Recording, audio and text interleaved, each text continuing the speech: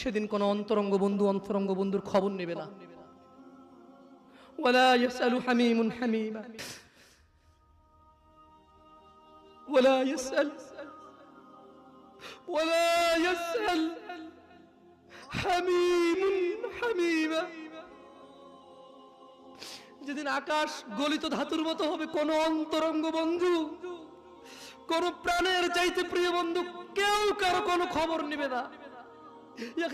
দুনিয়া, তোমরা জেনা করো, তোমরা মদ খাও, তোমরা জুয়া খেলো, তোমরা এই যে তুচ্ছ করো মুহাম্মদ মুস্তাফা সাল্লাল্লাহু আলাইহি ওয়াসাল্লামের সুন্নাতকে।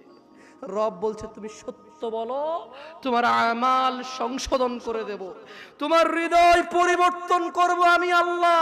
তোমার জন্য ব্যবস্থা করেছে এমন এমন অনেক নেকির মাধ্যম যা তুমি না করলেই নেকি।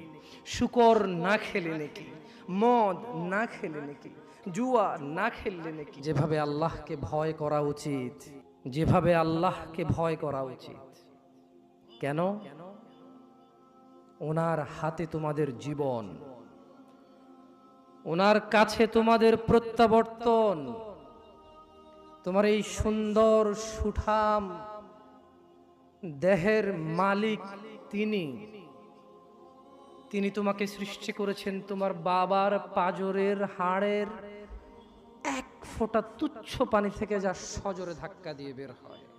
তোমরা যারা নিজেকে মুসলিম বলো, মুমিন বলো, আল্লাহকে ভয় করো, যিনি তোমাকে একটা সময় মায়ের পেটে তুচ্ছ পানি থেকে রক্ত, হাড়, মাংস, তারপর সুন্দরতম একটা অবয়বে এই পৃথিবীতে প্রেরণ করেছেন।